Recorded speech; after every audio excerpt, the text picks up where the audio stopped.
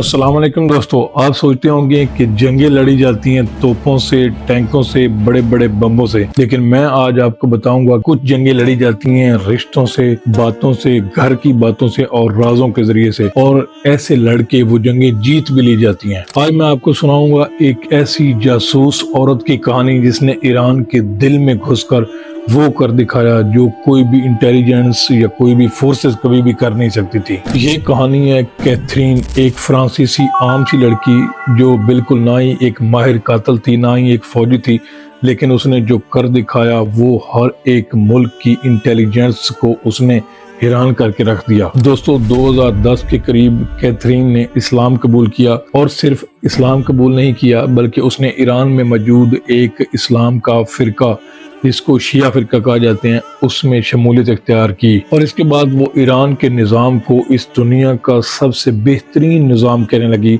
और यही इस कहानी का पहला मोड़ है। कुछ ही देर में इसने ईरान में इतनी पजीराई हासिल कर ली कि इसकी तमाम तहरीरें जो वो लिखती थी ईरान के बड़े बड़े प्लेटफॉर्म पर शाया होने लगी।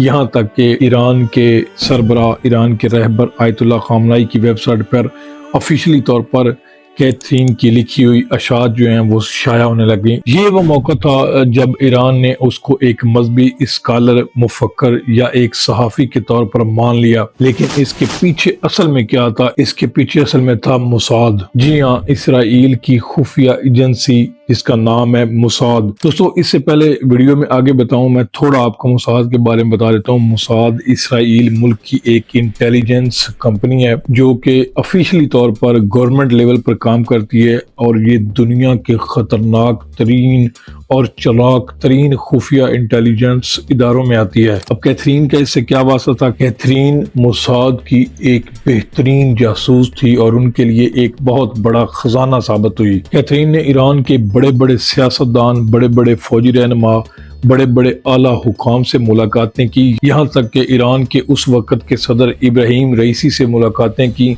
सहाफत में छुपकर। कैथरीन ने सहाफत का लिबादा ओढ़कर उन तमाम मकामात का दौरा किया, उन हसास मकामात का जहाँ पर ईरान का अपना एक बाशिंदा जो है वो कभी नहीं जा सकता, लेकिन सहाफती तहकीक करने की वजह से उसने उन तमाम हसास मकामात का दौरा किया। लेकिन इसकी सबसे खतरनाक चाल तो अभी बाकी थी। दोस्तों कैथरीन ने ईरान के आला हुकाम, फौजी अफसरान और साइंसदानों की बीवियों से अपने ताल्लुकात गहरे किए, इनसे अपनी दोस्ती को और मजबूत बनाया। आहिस्ता आहिस्ता वो इनकी महफिलों को अटेंड करती रही, और ईरान के आला हुकाम, जैसे मैंने पहले बताया, फौजी अफसरान और सियासतदान जो भी आला हुकाम पर फाइज थे, उनकी बीवियों के साथ इसने अच्छे ताल्लुकात बनाए। क्योंकि ये एक औरत थी तो औरतों के साथ जाके बैठना, बातें करना इसके लिए एक आम बात थी। अब यहाँ सोचने की बात है कि जब भी शौहर अक्सर थके हारे घर आते हैं तो वो कैजुअली तौर पर आम रूटीन में सारे दिन में वो किससे मिलते हैं, क्या मीटिंग करते हैं, क्या सिक्योरिटी होती है,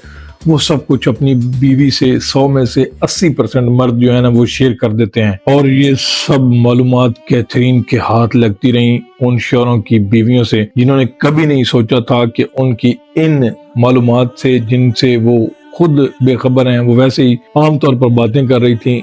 इन्हीं बातों की वजह से वो अपने शौहरों को मौत के घाट उतारने जा रही हैं। ऐसा नहीं था कि ये तमाम औरतें कैथरीन को ये सारी मालूमात खुद जानबूझ कर दे रही थी, बल्कि वो तो कैजुअली जैसे औरतें बैठती हैं और आपस में बातें करती हैं अपने शौहरों की, तो वो भी बात कर रही थी। लेकिन जासूसी की दुनिया में ये छोटी छोटी बातें एक मोहलक हथियार के तौर पर इस्तेमाल की जाती हैं। इन्हीं मालूमात के दम पर ईरान के बड़े लोगों को टारगेट किलिंग का निशाना बनाया गया, जैसा कि 2010 में ईरान के बहुत बड़े साइंसदान, एटमी साइंसदान, जिसको टारगेट किलिंग का निशाना बनाया गया। दोस्तों ये हमला इतना प्लान था, इतना बेहतरीन था कि ईरान खुद हैरान हो गया कि ये ऐसे कैसे हुआ। बाद में तहकीक पर ईरान को जरूर शक हुआ कि इसमें कोई घर का आदमी जरूर मिला हुआ है। दोस्तों सिर्फ यही नहीं, ईरान के बहुत सारे फौजी अफसरान मारे गए, ईरान के बड़े बड़े एटमी साइंसदानों को मार दिया गया, और ये सब कुछ हो रहा था उस मालूमात के जरिए जो कैथरीन मोसाद को दे रही थी। और जब ईरान को जरा सा शक हुआ कि ये हमारी मालूमात कौन दे रहा है, ईरान की जो खुफिया एजेंसी है उन्होंने कैथरीन पर शक जाहिर किया, तो कैथरीन इस सब के बावजूद वहां से भागने में कामयाब हो गई। दोस्तों कैथरीन भाग तो गई, लेकिन कैथरीन ने ईरान को वो जख्म दिया जिसका दर्द आज भी ईरान महसूस कर सकता है। जितने लोगों को उसने टारगेट किलिंग करके मरवा दिया, और इस जख्म का दर्द शायद ईरान कभी नहीं भूल पाएगा। दोस्तों ये कहानी हमें कई सवालों को सोचने पर मजबूर करती है कि क्या जंगें सिर्फ टैंकों और बमों से लड़ी जाती हैं? क्या मुस्तकबिल में ऐसी ही जंगें आम हो जाएंगी? क्या आज भी किसी मुल्क में किसी जगह पर कोई कैथरीन अपना जाल बिछा रही है? और सबसे अहम सवाल, ईरान जैसे बेहतरीन मुल्क के बेहतरीन खुफिया एजेंसी के इदारे उनसे कैसे चूक हो गई कि वो इस अंदरूनी दुश्मन को पहचान न सके। दोस्तों इस कहानी से हर मुल्क को एक सबक लेना चाहिए कि किसी भी मुल्क में होने वाले बंद कमरे की बातें एक मुल्क में भूचाल ला सकती हैं, एक मुल्क की तबाही का सबब बन सकती हैं। तो एक मुल्क का शहरी होने का सबूत दें। आप कभी भी, अगर आपको कोई भी मालूमात हैं या आप किसी इदारे में काम करते हैं, तो किसी भी इंसान से खुलकर इन बातों का इजहार कभी मत करें।